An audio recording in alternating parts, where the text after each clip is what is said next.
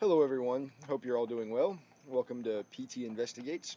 On today's edition, we're going to be taking a look at James Comey. We're going to look at his opening statements. We're going to take a look at a couple of key points in his testimony. We're going to also be taking a look at how the mainstream media is twisting it and just outright lying about it. I wasn't planning on doing this video this way. I was going to actually come at it from a completely different angle, but I've been reading some of the headlines and seeing some of the outright lies that some of the mainstream media outlets are putting out there. So I felt it was necessary to fight back a little bit, push back until the other side, push back against the MSM narrative. So let's get into it here. So here we go. Statement for the record. Senate Select Committee on Intelligence, James B. Comey, June 8, 2017. Chairman Burr, Ranking Member Warner, members of the committee. Thank you for inviting me to appear before you today. I was asked to testify today to describe for you my interactions with President-elect and President Trump on subjects that I understand are of interest to you. I have not included every detail from my conversations with the President, but to the best of my recollection, I have tried to include information that may be relevant to the committee. January 6 briefing.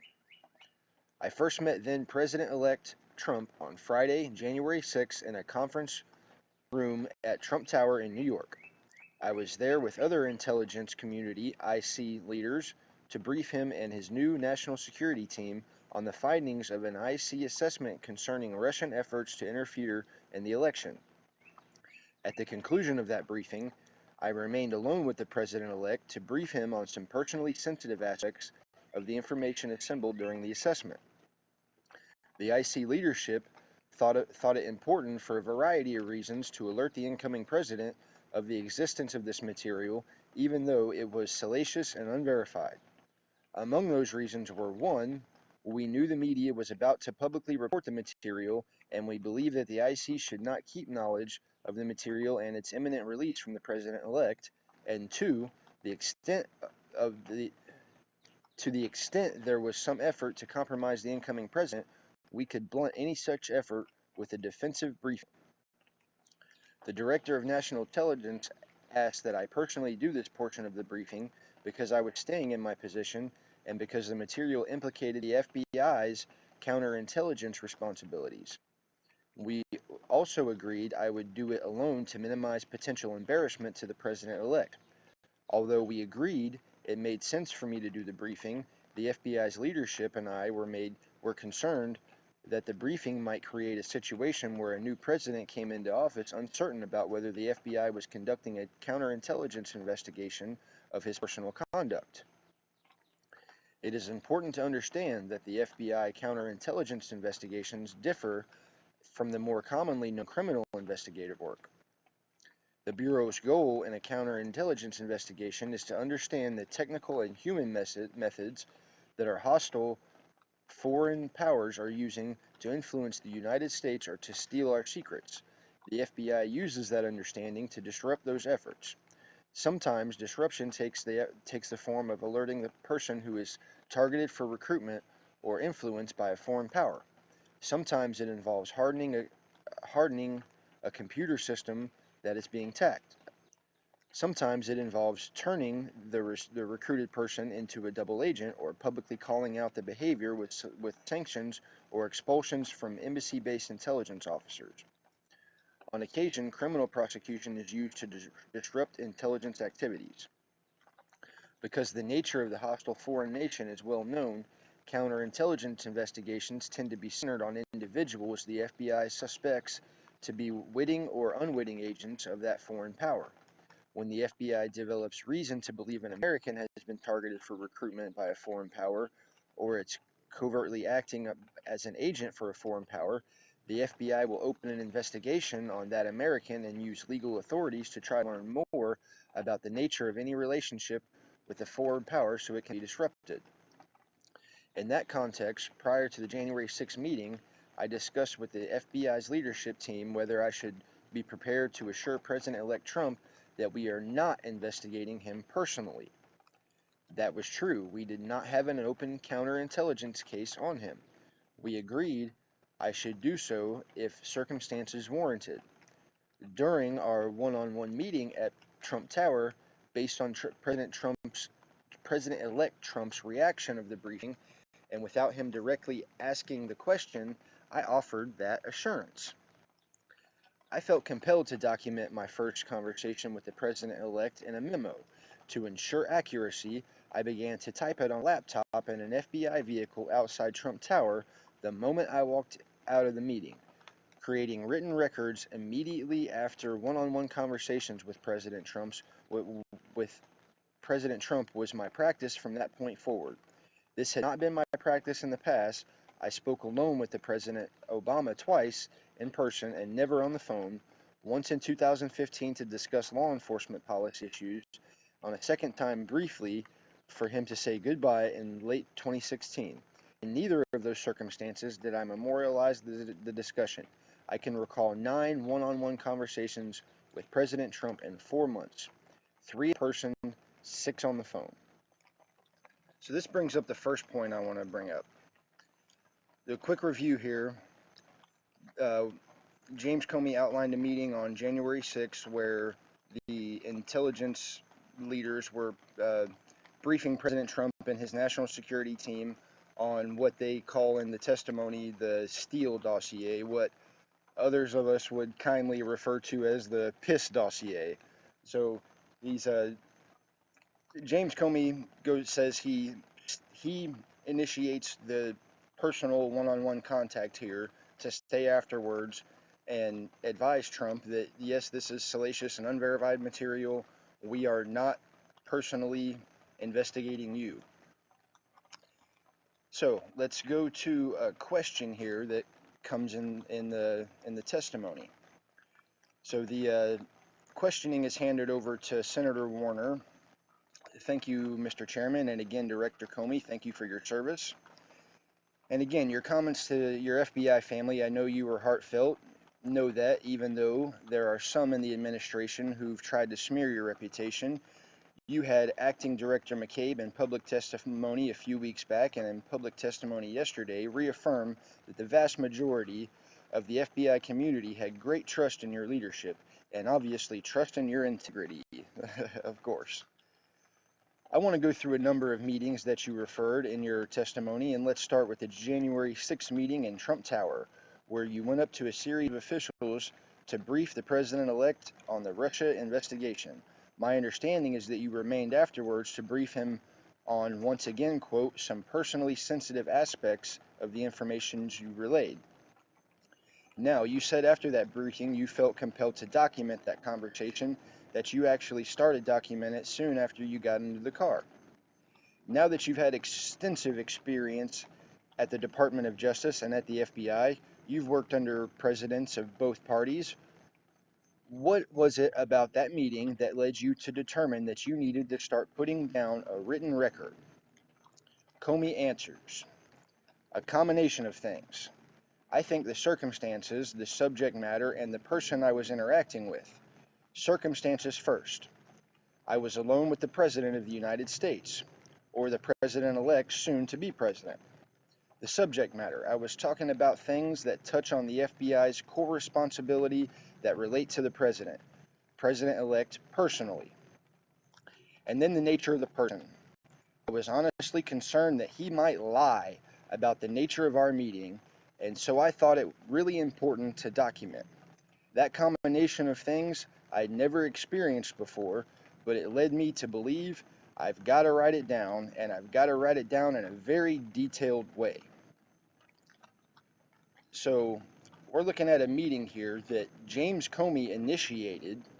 He stayed after. He felt compelled to stay afterwards and tell President-elect at the time, Donald Trump, that he was not under investigation, that there was some salacious and unverified material about to be released by the press, but they knew it was salacious and unverified and quite frankly weren't taking it all seriously. And so, like James Comey says, he felt compelled to stay afterward to tell the president he was not personally under investigation. So why would you then go to the car and start documenting the discussion because you felt the president-elect would lie about that conversation? I'm calling bullshit on that. That makes absolutely no sense. Why would the president-elect or president whatever, why, at any time, why would Donald Trump lie about a conversation that vindicates him? Why would he lie about James Comey telling him that he is not personally under investigation? This makes absolutely no sense whatsoever. Let's continue. January 27th dinner. The president and I had dinner on Friday, January 27th at 6:30 p.m. in the green room at the White House. He had called me at lunchtime that day, invited me to dinner that night, saying he was going to invite my whole family but decided to just have me at this time, with the whole family coming next time. It was unclear from the conversation who else would be at the dinner, although I assumed there would be others. It turned out to be just the two of us, seated in a small oval table in the center of the green room. Two Navy stewards waited on us, only entering the room to serve food and drinks. The president began by asking me whether I wanted to stay on as FBI director, which I found strange because he had already told me twice in earlier conversations that he hoped I would stay, and I assured him that I intended to. He said that lots of people wanted my job. Given the abuse I had taken during the previous year, he would understand if I wanted to walk away.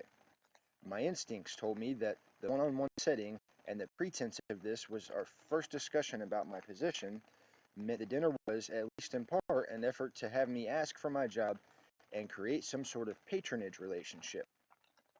That concerned me greatly, given the FBI's traditionally independent status of the executive branch.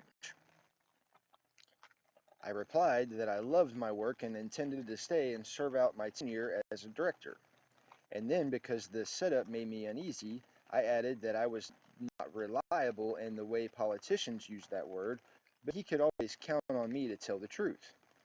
Yeah, I added that I was not on anybody's side politically and could be counted on in the traditional political use and could not be counted on in the traditional political use. A stance I said was in his best interest as the president.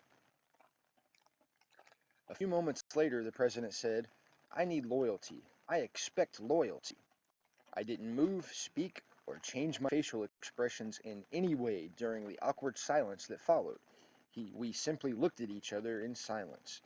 The conversation then moved on, but he returned to the subject near the end of our dinner.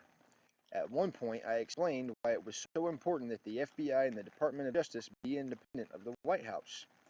I said it was a paradox. Throughout history, some presidents have decided that because problems come from justice, they should try to hold the department close.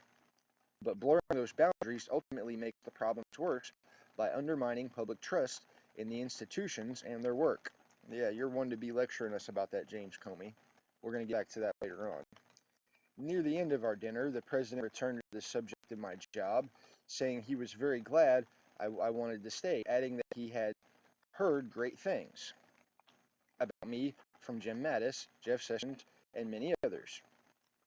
He then said, "I need loyalty." I replied, "You will always get honesty from me." He paused and said, "That's what I want, honest loyalty." I paused and said, "You will get that from me."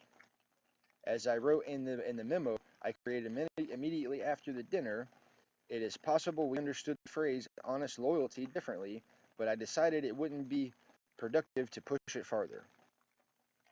The term honest loyalty had helped end a very awkward conversation that my explanations had made clear that he should expect. During the dinner, the president returned to the salacious material that I had briefed him on January 6th, and he had done as he had done previously, expressed his disgust for the allegations and strongly denied them. He said he was considering ordering me to investigate the alleged incident to prove it didn't happen. I replied he should give that careful thought because it might create a narrative that we were investigating him personally, which we weren't, and because it was very difficult to prove a negative. He said he would think about it and asked me to think about it. As, as was my practice for conversations with President Trump, I wrote a detailed memo about the dinner immediately afterwards and shared it with the senior leadership team of the FBI. So first thing I want to point out here is, and mind you, this is an opinion coming from a Trump supporter, so it's a biased opinion, but here where he's talking about these allegations and strongly express his disgust for the allegations and denies them and says he's considering ordering me to investigate the alleged incident to prove it didn't happen. Now, like I said, my biased opinion is that doesn't sound like somebody who's very guilty to me. But let's move to the second point here, where he's talking about how he was explaining to President Trump, the paradox about the FBI and the Department of Justice being separate from the White House. So let's take a look at a question here from Senator Langford.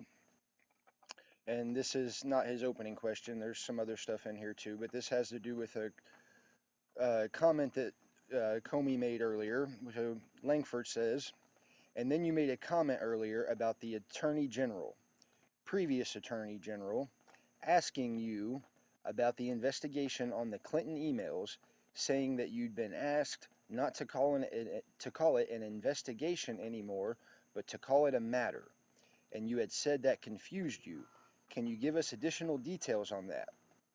Comey replies, well, it concerned me because we were at the point where we had refused to confirm the existence, as we typically do, of an investigation for months, and it was getting to a place where that looked silly because the campaigns were talking about interacting with the FBI in the course of our work. The Clinton campaign at the time was using all kinds of euphemisms, security review, matters, things like that, for what were going on. We were getting to a place where the Attorney General and I were both going to have to testify and talk publicly about. And I wanted to know, was she going to authorize us to confirm we had an investigation? And she said, yes, but don't call it that. Call it a matter. And I said, why would I do that? And she said, just call it a matter. And again, you look back in hindsight, you think I should have resisted harder. I just said, all right, it isn't worth it. This isn't the hill worth dying on. And so I just said, okay, the press is going to completely ignore it. And that's what happened. When I said we have opened a matter, they all reported the FBI has an investigation open. And so that concerned me because that language tracked the way the campaign was talking about the FBI's work, and that's concerning. Langford, it gave the impression that the campaign was somehow using the same language as the FBI because you were handed the campaign language and told to be able to use the campaign language. Yeah, and again, now this is Comey speaking. Yeah, and again, I don't know whether it was intentional or not. Yeah, right. But it gave the impression that the Attorney General was looking to align the way we talked about our work with the way the political campaign was describing the same activity, which was inaccurate. So I just chose to point this out here to show you a double standard there. He's holding Trump here, wanting to talk about being politically correct and going through the proper chains of command, and he chose to stand this hill with President Trump and um, you know uh, tell him that he wasn't going to pledge loyalty because there should be a separation and blah blah blah blah blah. But that's kind of the same thing that happened there with what's her face, the AG Lynch. She's asking him to do something that he knows is not right, but he goes along and does it anyway. So moving on February 14th, Oval Office meeting. On February 14th, I went to the Oval Office for a scheduled counterterrorism briefing of the president. He sat behind the desk, and a group of us sat in a semicircle about 6 chairs facing him on the other side of the desk. The Vice President, Deputy Director of the CIA, Director of the National Counterterrorism Center, Secretary of Homeland Security, the Attorney General, and I were in the semicircle of chairs. I was directly facing the president, sitting between the deputy CIA director and the director of NCTC. There were quite a few others in the room, sitting behind us on couches and chairs. The president signaled the end of the briefing by thanking the group and telling them that he wanted to speak to me alone. I stayed in my chair. As the participants started to leave the Oval Office, the Attorney General lingered by my chair. The president thanked him and said he wanted to speak to only with me. The last person to leave was Jared Kushner, who also stood by my chair and exchanged pleasantries with me. The president then excused him, saying he wanted to speak with me. Now, everybody's making a big deal about this, and I understand that there are protocols that, are generally followed, that are supposed to be followed. There's a chain of command, the executive branch, which the president is the head of, and underneath them is the Department of Justice, and underneath that is the FBI. So the FBI, the head of the FBI reports to the head of the Attorney General, or the head of the Department of Justice, which is the Attorney General, who then reports to the president. But what is wrong with jumping the chain of command the other way? Let me give you a quick analogy that I've been thinking of for this. Imagine that you work for a business. Say you're the head of a department. Normal protocol is you're in charge of a group of people and you answer to your manager, who your manager answers to the owner of the company. Now, say you're having a meeting with your manager, other department heads. The owner of the meeting is, of course, the president in this analogy. So the owner of the meeting calls into the meeting, excuses everyone else from the room, and asks to talk specifically to you. Now, is that general protocol? Is that normally how things are done? No. But the owner is in charge of everyone underneath him. So, in theory, in my mind, there's nothing wrong with this. This is just a way that they're trying to twist things to make President Trump look bad. But again, I'm a Trump supporter, so my opinion is biased, but my thinking there, I think, is pretty logical. And leave me a message in the comments below if you don't agree. But let's continue. When the door by the grandfather clock closed and we were alone, the president began by saying, "I want to talk about Mike Flynn." Flynn had resigned the previous day. The president began by saying Flynn hadn't done anything wrong in speaking with the Russians, but he had to let him go because he had misled the vice president. He added that he had other concerns about Flynn, which he did not then specify. The president then made a long series of comments about the problem with the leaks of classified information, a concern I shared and still share. After we had spoken for a few minutes about leaks, Reince Priebus leaned in the door by the grandfather clock, and I could see a group of people waiting behind him. The president waved at him to close the door, saying he would be done shortly. The door closed. The president then returned to the topic of Mike Flynn, saying, "He is a good guy. He's been through a lot." He repeated that Flynn hadn't done anything wrong on his calls with the Russians, but had misled the vice president. He then said, "I hope you can see your way clear to letting this go, to letting Flynn go. He is a good guy. I hope you can let this go." I replied only that he is a good guy. In fact, I had a positive experience dealing with Mike Flynn when he was a colleague as a director of the Defense Intelligence Agency at the beginning of my term at FBI. I did not say I would, quote, "let this go." The president returned briefly to the problem of leaks.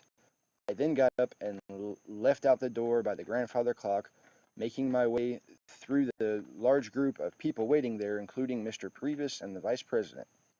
I immediately prepared an unclassified memo of the conversation about Flynn and discussed the matter with the FBI senior leadership. I had understood the president to be requesting that we drop any investigation of Flynn in connection with false statements about his conversations with the Russian ambassador in December. I did not understand the president to be talking about the broader investigation into Russia or possible links into his campaign. I could be wrong, but I took him to be focusing on what had just happened with Flynn's departure and the controversy around the account of his phone calls. Regardless, it was very concerning given the FBI's role as an independent investigative agency. The FBI leadership team agreed with me that it was important not to infect the investigative team with the president's request, which we did not intend to abide. We also concluded that given that it was a one-on-one conversation, there was nothing available to corroborate my account. We concluded that it made little sense to report it to the Attorney General Sessions, who we expected would likely recuse himself from involvement in Russian-related investigations. He did so 2 weeks later. The Deputy Attorney General's role was then filled in an acting capacity by a United States attorney who would not be long in the role. After discussing the matter, we decided to keep it very closely held, resolving to figure out what to do with it down the road as our investigations progressed. The investigation moved ahead at full speed with none of the investigative team members or the Department of Justice lawyers supporting them, aware of the President's request. Shortly afterwards, I spoke with Attorney General Sessions in person to pass along the President's concerns about leaks. I took the opportunity to implore the Attorney General to prevent any future direct contact between the President and me. I told the AG what had just happened, him being asked to leave while the FBI director who reports to the AG remained behind, was inappropriate and should never happen. He did not reply.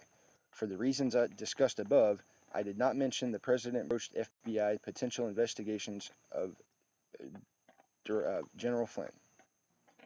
So, first thing we have here is the issue of this private meeting. President Trump dismissing everybody from the room and wanting to speak to, the director of the FBI by himself. That, like I pointed out earlier, I think that's nonsense. The first private meeting that they had, James Comey initiated the private contact, and now that President Trump initiates the private contact, that's some kind of, that's nefarious somehow. That's a breach in protocol. I think that's ridiculous. The second bigger allegation we have here is this, Michael Flynn thing. The director of the FBI saying that the president wanted him to drop the FBI case. Now, there is a lot of law scholars out there that are saying, I've been reading them, you can look this up for yourself if you want, I'm not going to go deep into this point, but there's a lot of people saying that the president, as head of the executive branch, has the authority, even James Comey said this, that in theory the president could tell him to drop any case that he wanted, but he also testified that that has not happened. So, is he perjuring himself here? Well, I don't know. But the point I'm going to get into here is a really good back and forth between Senator Risch and James Comey. So we're going to pick it up right here in the middle of his questioning. So, Senator Risch, I want to drill down right now, as my time is limited, to the most recent discussion, the most recent dust-up regarding allegations that the President of the United States obstructed justice. And boy, you nailed this down on page 5, paragraph 3. You put this in quotes, words matter. You wrote down the words so we can all have the words in front of us now. There's 28 words there that are in quotes, and it says, quote, I hope, this is the president speaking, I hope you can see your way clear to letting this go, to letting Flynn go. He's a good guy. I hope you can let this go. Now, those are his exact words. Is that correct? Comey, correct. Risch, and you wrote them here, and you put them in quotes. Comey, correct. Risch, thank you for that. He did not direct you to let go. Not in his words, no. Risch, he did not order you to let it go. Comey, again, those words are not in order. He said, I hope. Now, like me, you probably did hundreds of cases, maybe thousands of cases, charging people with criminal offenses. And of course, you have knowledge of thousands of cases out there where people have been charged. Do you know of any case where a person has been charged for obstruction of justice, or, for that matter, any other criminal offense, where this, they said or thought they hoped for an outcome.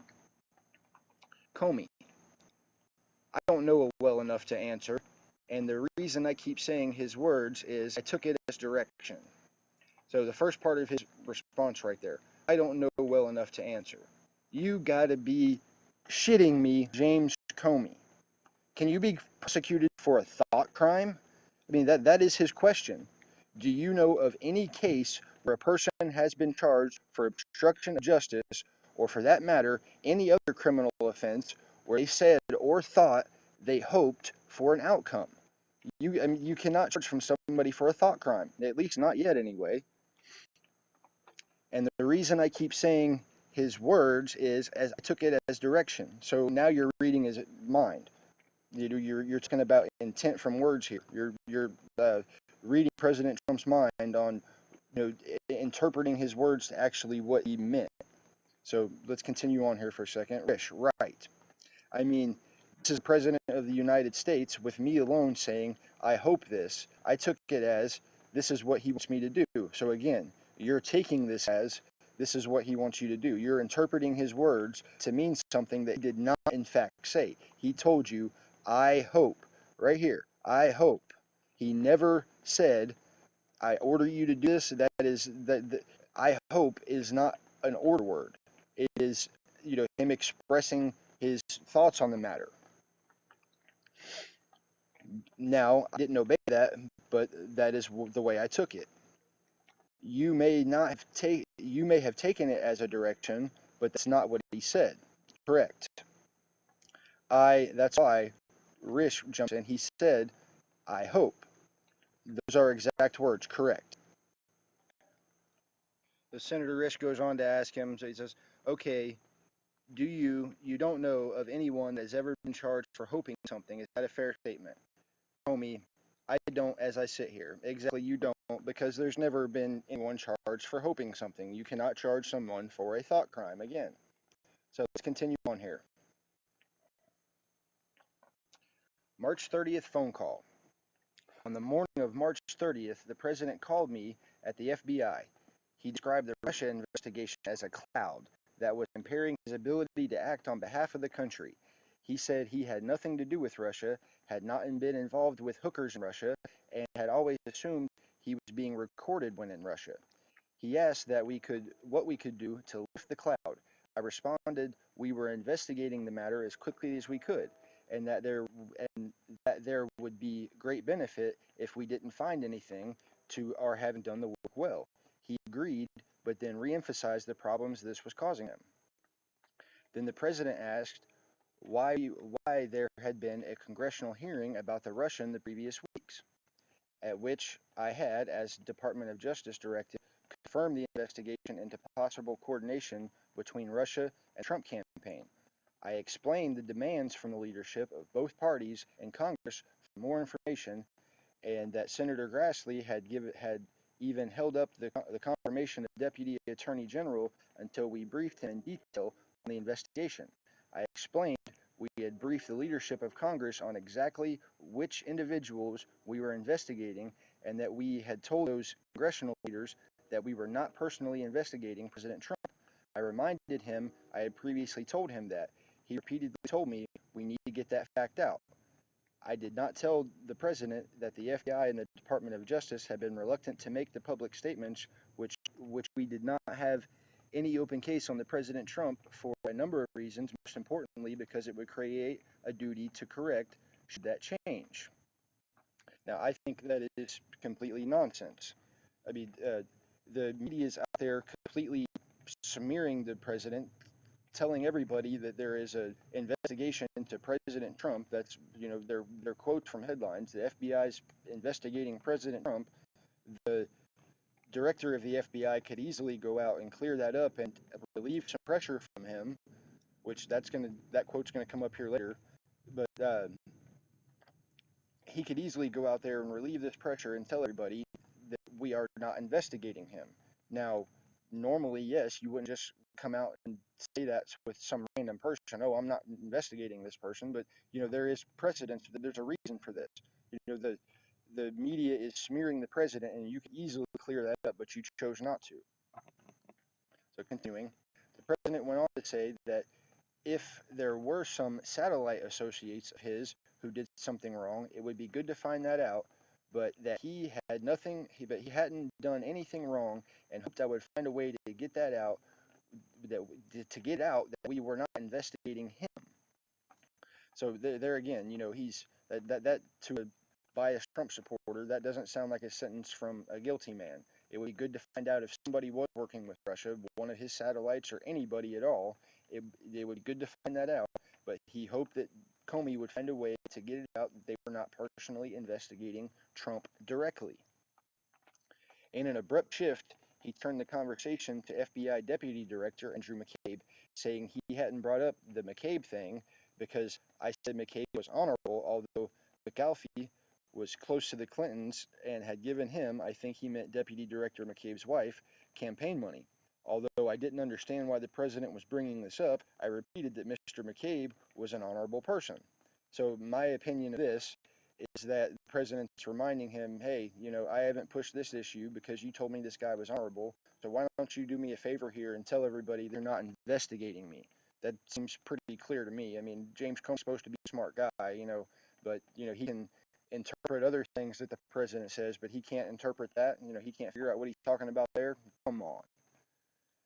Anyway, he finished by stressing the cloud that was interfering his ability to make deals for the country, and said he hoped I could find a way to get it out that he wasn't being investigated.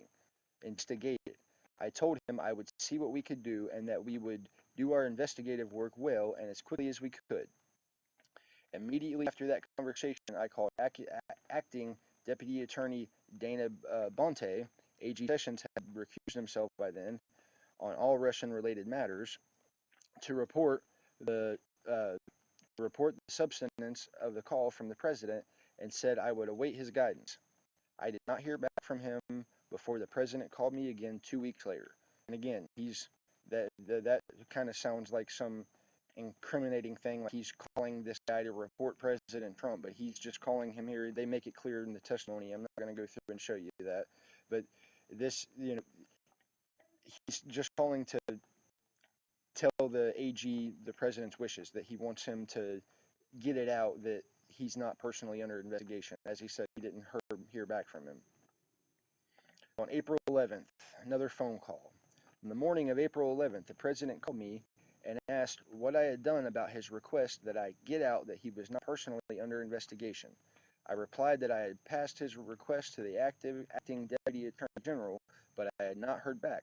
He replied that the cloud was getting in the way of his ability to do his job. He said that perhaps he would have his people reach out to the acting Deputy Attorney General. I said that was the way his request should be handled.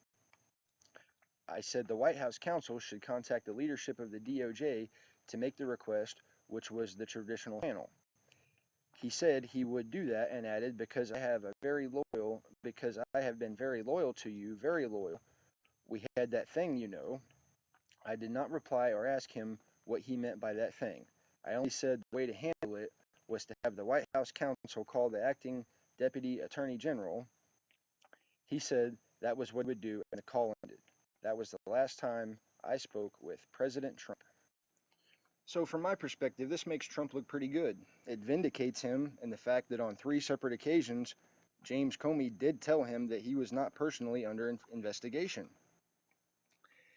There's a lot of things in here that the mainstream media is trying to twist around and make him look bad, but there are a few overarching themes in here as well. I've kind of debunked the things as I go here, but the overarching themes, I think, are 1, Donald Trump was concerned about the Russia investigation, obviously, duh, and 2, Trump wanted the investigation done, out of the way. He wanted it to come out, all of it. James Comey told him that in exact quotes, that Trump wanted this investigation done and over with. If anybody did anything wrong, he wanted it found out. He wanted it to come out. He wanted all this behind him.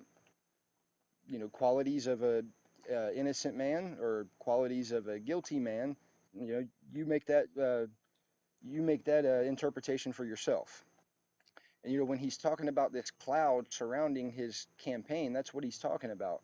The media is twisting everything they have into this Russia narrative, and it's making him look bad. It's tying his hands. He can do nothing.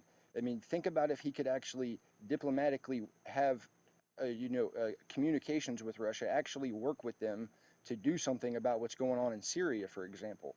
I mean, it would be a good thing if Russia and USA could work together to end that shit, end the killing. It's enough.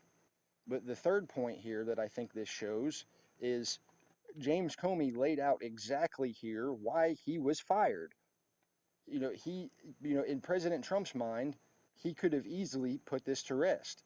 He's coming out and testifying in open court about other aspects of this Russia investigation and how there could be possible ties to people in the Trump campaign, even though we've never seen any evidence of that, no direct evidence of that whatsoever. But Comey would not come out and testify in open court and say the same things that everybody else knew, that all these congressmen knew. President Trump knew himself. He had told this to President Trump many times, and he would not come out and do it. So in President Trump's mind, he was perpetuating this cloud. He was, and for what reason, I don't know. You leave that up to you make that judgment for yourself. But in President Trump's mind, that was what was going on. So, very good job here, James Comey, in telling us all exactly why you were fired. Thank you very much. So now we're going to get into a article here from the Washington Post. The great Washington Post. So out of all the information that came out of these testimonies, this is what the Washington Post finds relevant. This is what they find important. I was an FBI agent. Trump's lack of concern about Russian hacking shocks me. Is the president breaking his oath to protect and defend the country from foreign attacks? Let's find out. Reactions to former FBI Director James B. Comey's testimony Thursday mostly seemed to follow predictable partisan lines. To many Democrats, Comey appeared to be describing a clear case of obstruction of justice by President Trump. To Republicans who support the White House, Comey's recounting of leaking his memos about conversations with Trump showed he deserved to be fired. But as a former FBI counterintelligence agent, what I saw was the most explosive aspect of the testimony didn't involve any legal violation of the U.S. Code or questions of whether Comey had broken established Department of Justice protocols.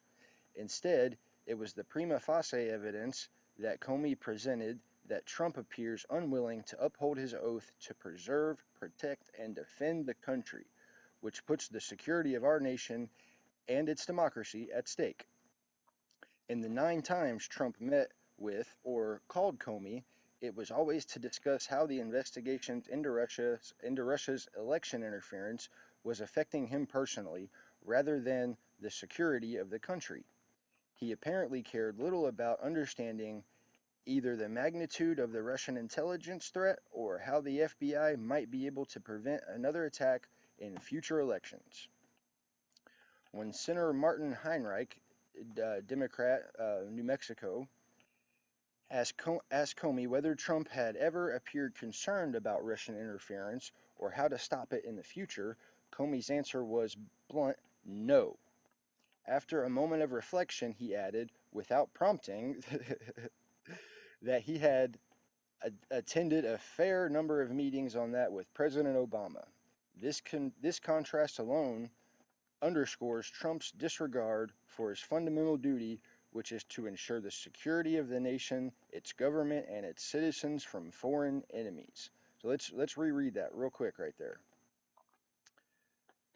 Or how to stop it in the future. Comey's answer was blunt no. After a moment of reflection, he added, without prompting, that he had attended a fair meeting with President Obama, blah, blah, blah.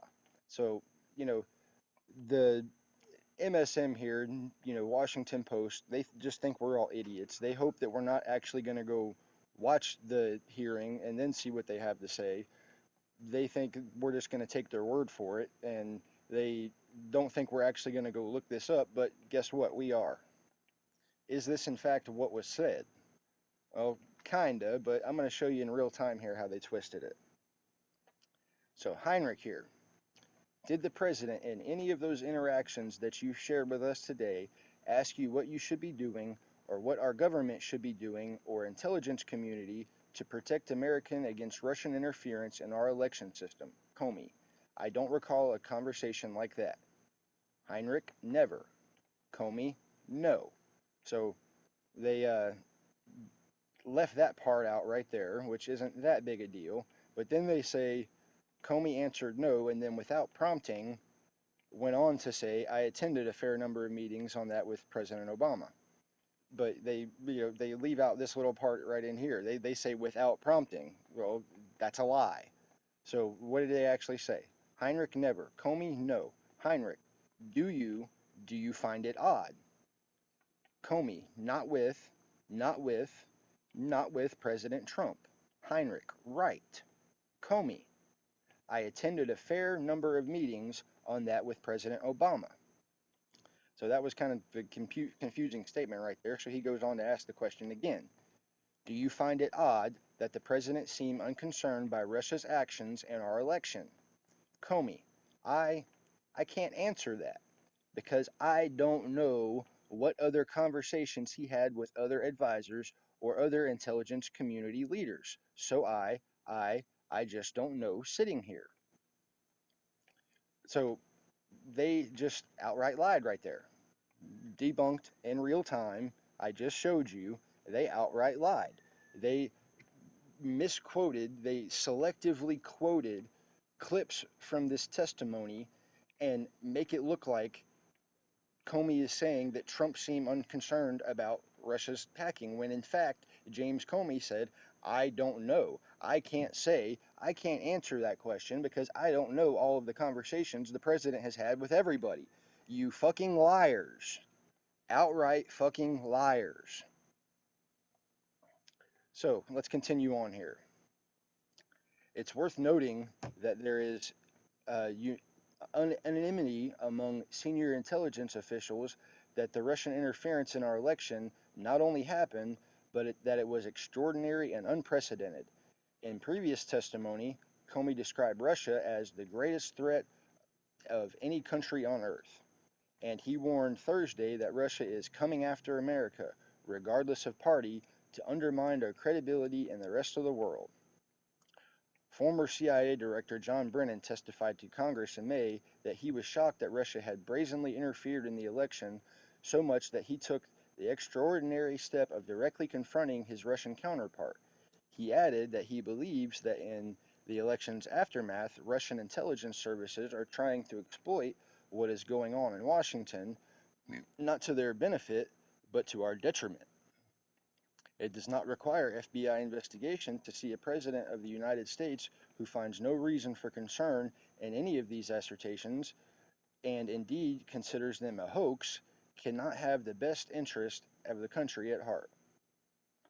The FBI takes its counterintelligence missions extremely seriously, although it is usually less visible to the public than its law enforcement duties, which lead to arrests and criminal trials. Most of these activities, like the foreign agents they target, are by design covert, and they rarely see the inside of a courtroom. Many of these cases I worked as a counterintelligence agent involve foreign intelligence officials who used First Amendment and political freedoms in the United States to their advantage. This might involve disseminating propaganda by recruiting journalists who did not realize they were spies to write down articles favorable to their government, or getting agents working on their behalf to lobby politicians for favorable policies toward their country.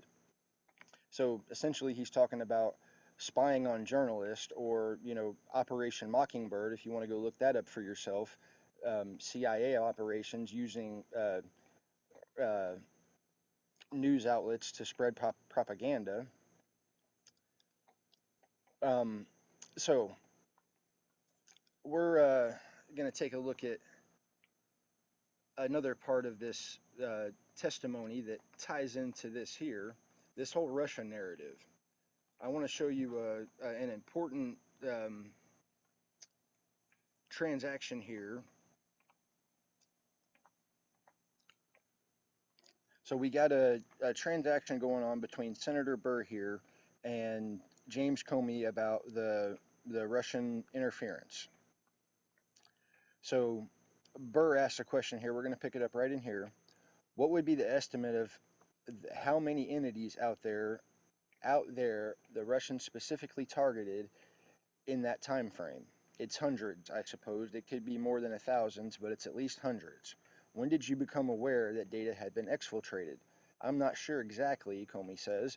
I think either late 15 or early 16. Burr, and did you, the director of the FBI, have conversations with the last administration about the risk this posed? Comey, yes. And share with us, if you will, the actions they took. Well, the FBI had already undertaken an effort to notify all the victims, and that's what we consider the entities that were attacked as part of the massive spear phishing campaign. And so we notified them in an effort to disrupt what might be ongoing. So if you remember my last video talking about this spear phishing campaign, um, if I remember right, this just popped into my head actually as I'm reading this right now, this second. That spear phishing campaign supposedly, if they're talking about the same one I did my video on, the same one this NSA leak was on, that information didn't even become available to them till April of this year. So that doesn't quite make sense right there. But again, the MSM and FBI and the government, they just hope that nobody has a memory. But anyway, we'll continue. There was a series of continuing interactions with entities through the rest of 15 into 16, and then throughout 16, the administration was trying to decide how to respond to the intrusion activity that they saw it. Burr, and the FBI in this case, unlike other cases that you might investigate, or did you ever have access to the actual hardware that was hacked, or did you have to rely on a third party to provide you the data that they had collected? Comey, in the case of the DNC and, I believe, the DCCC, but I'm sure in the DNC, we did not have access to the devices themselves. We got relevant forensic information from a private party, a high-class entity that had done the actual work, but we didn't get direct access. Burr, no content. Comey, correct. Burr, isn't content an important part of the forensics from a counterintelligence standpoint? Comey, it is, although what was briefed to me by my folks, the people who were my folks at the time, is that they had gotten the information from the private party that they needed to understand the intrusion by the spring of 2016. Burr, let me go back, if I can, very briefly, to the decision to publicly go out with your results on the email.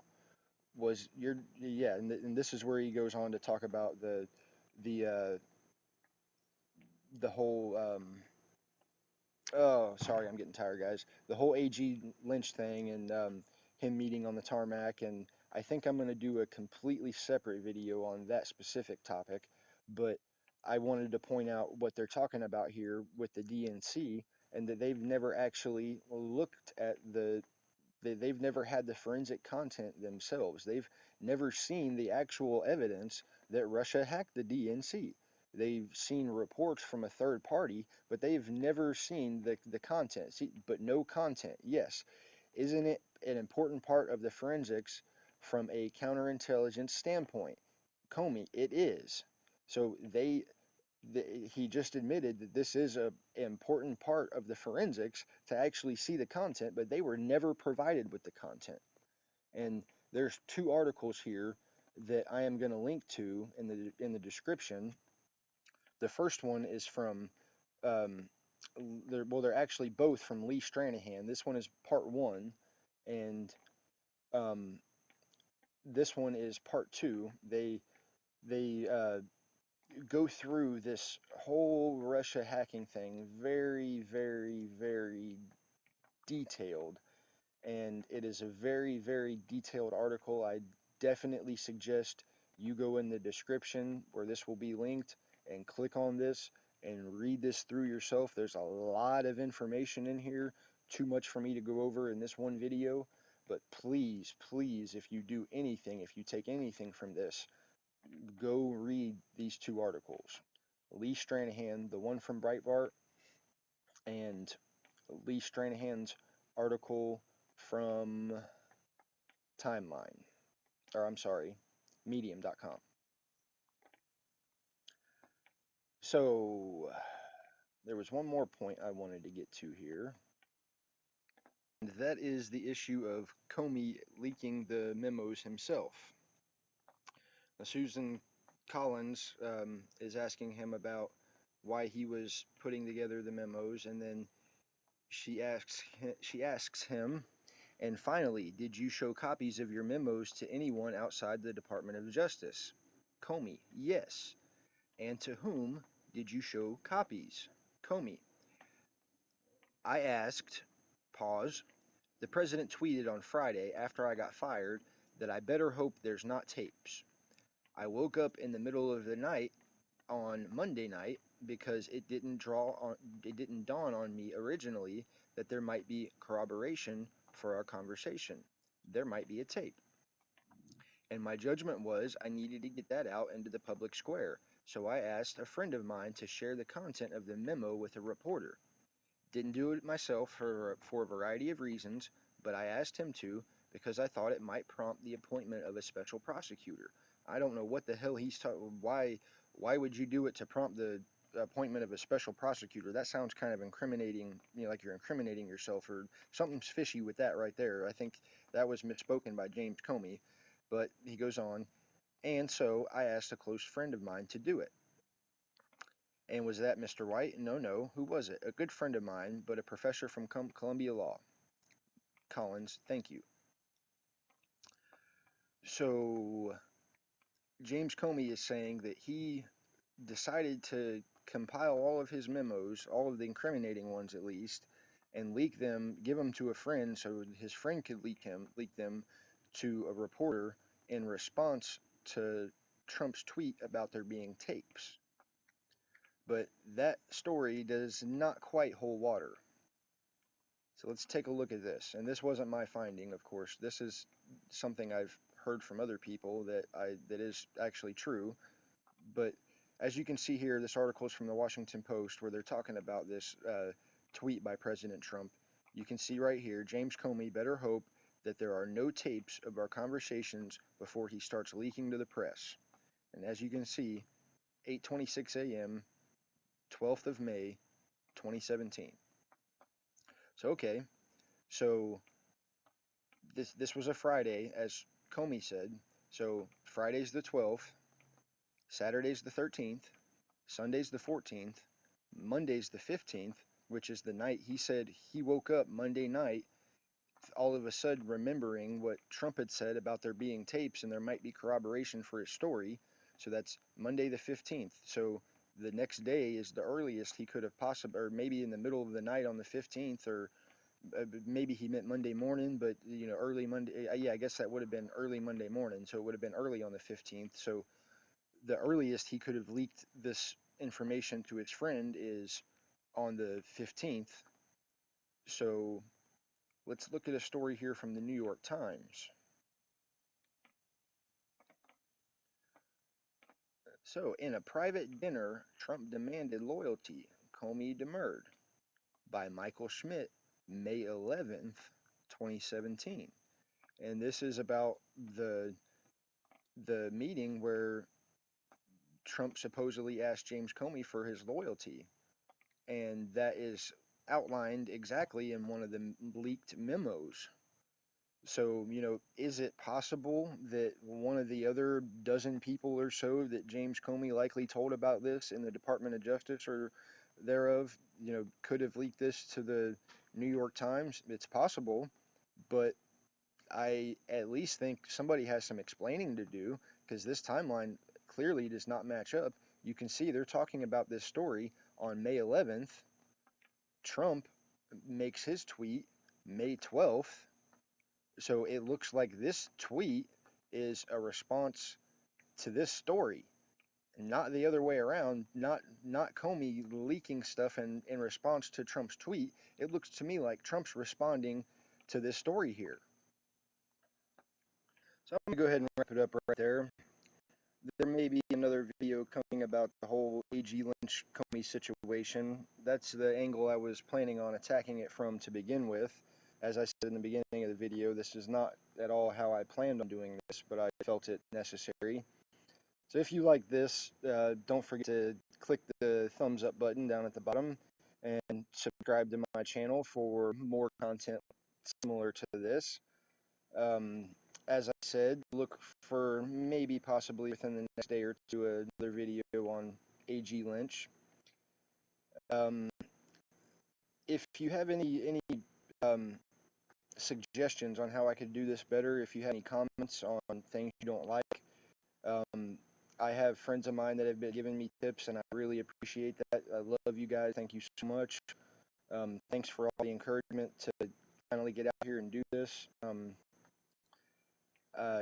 Like I said in my first video, this is something I've been really looking into doing. I'm kind of a perfectionist, though. I don't want to just tell you something. I want to show you everything I'm talking about and lay it out for you step by step in a logical manner to where you can come to a reasonable conclusion. Maybe the same conclusion I come to, maybe not. That's what the comment section is for.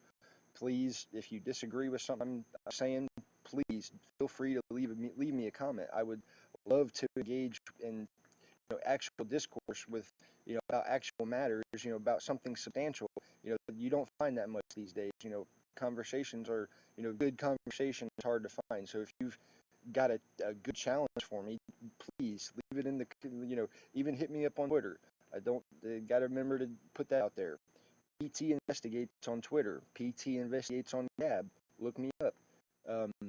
If you have an article that you'd like me to cover, maybe something that's relevant to what I'm talking about, hit me up. I don't have any followers right now. I'll definitely answer you, definitely.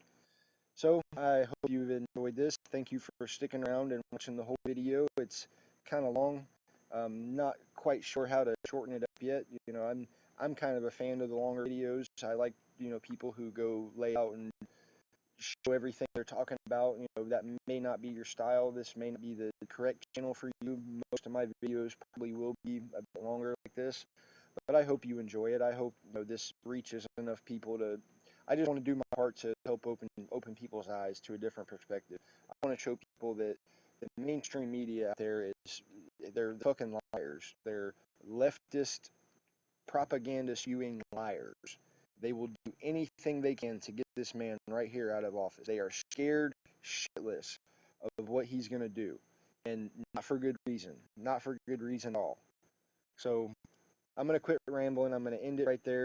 Again, if you like this video, subscribe to my channel, hit the like button. It helps a lot. And leave me a comment. And I love you guys. See you next time.